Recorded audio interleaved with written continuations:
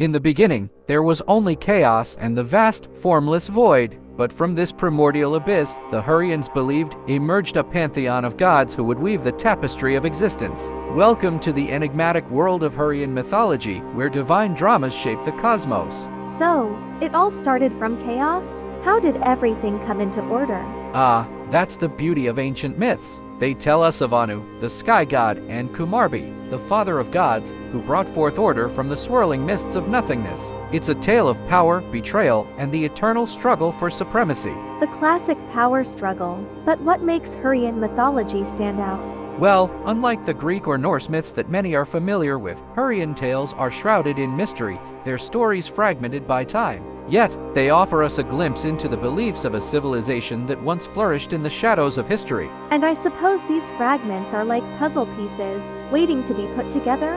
Exactly! And each piece reveals more than just stories. They show us a civilization's worldview, their fears, and their hopes. Now, let's dive deeper into the legends of the Hurrians and uncover the gods and goddesses that ruled their pantheon. As we venture further, we encounter the Divine Assembly, a celestial court where gods convened. Among them, Teshub, the storm god, wielded his mighty thunder, and Hebet, the mother goddess, nurtured life. A storm god and a mother goddess? That sounds like a powerful duo. Indeed, they were the power couple of the Hurrian pantheon. But their reign was not without challenges. For in the heavens, as on earth, there is always a contender to the throne. Who dared to challenge them? Their own kin. For in these myths, it is often the children or siblings who covet the throne. Take, for example, the god Sharuma, who allied with his father, Teshub, to secure the celestial order. Alliances and betrayals, the stuff of legends.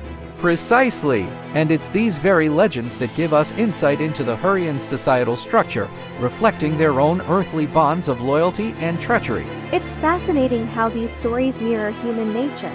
Absolutely! Now, let's delve into one of the most thrilling tales, the epic struggle between Teshub and the sea god, who sought to claim dominion over the cosmos. Picture this: the sky roars with thunder, the sea churns with rage, and at the heart of this storm stands Teshub, his lightning spear crackling with fury. A battle between the storm god and the sea god. That's like nature's forces clashing.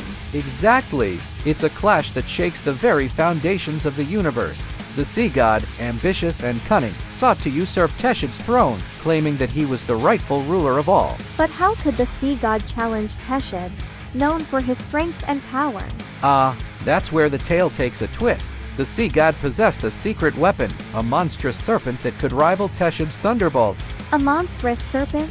Now that's a twist I didn't see coming.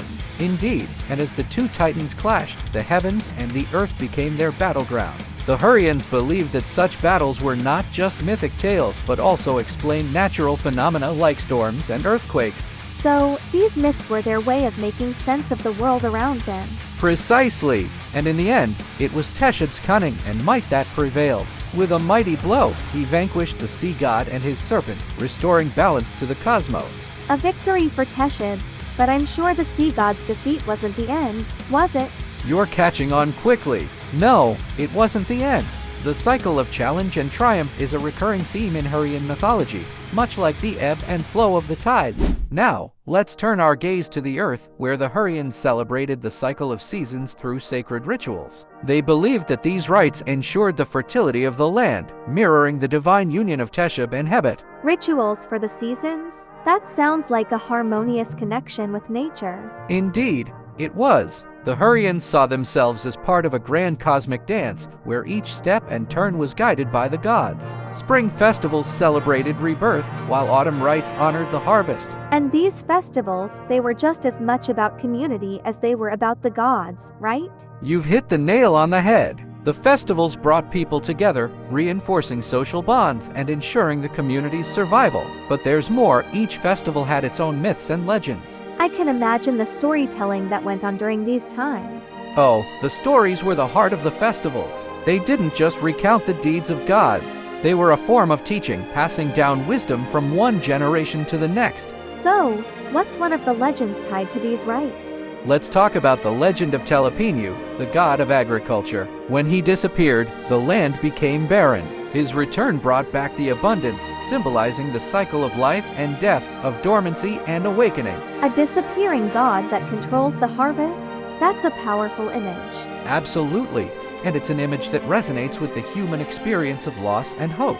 Now, brace yourself, for our next chapter delves into the underworld, where the Hurrians face their deepest fears and greatest hopes. Beneath the earth lies the Hurrian underworld, a realm of shadows and echoes. Here, the spirits of the departed embark on a journey, seeking the secret to eternal life. A quest for immortality? That's a theme that resonates across many mythologies. True, and in Hurrian mythology, this quest is a perilous one. The underworld is guarded by fierce beings, and the river of oblivion flows, threatening to erase all memory of the past. It sounds like a place of both fear and hope. Exactly. Fear of the unknown, hope for a life beyond death. The Hurrians believed that by performing certain rites, they could ensure a favorable journey for their loved ones. What kind of rites are we talking about? Rituals of passage, offerings to the gods of the underworld, and incantations to protect the spirit. These practices were as much for the living as for the dead, a way to cope with grief and loss. I see.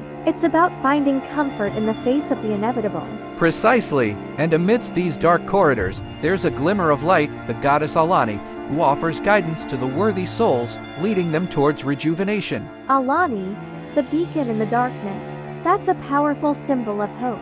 Indeed, and it's this balance between darkness and light, death and rebirth, that gives Hurrian mythology its profound depth. Now, let's ascend back to the world of the living, where our final chapter awaits, the legacy of the Hurrians. As we emerge from the depths of the underworld, we find ourselves reflecting on the legacy of the Hurrians. Their myths, though ancient, still whisper to us across the millennia. Whispers of the past. But what have we truly learned from the Hurrians? We've learned that their mythology is more than just stories. It's a cultural heritage that offers us a window into the lives of a people whose influence extended far beyond their own civilization. So, their stories have endured, even if their civilization has not.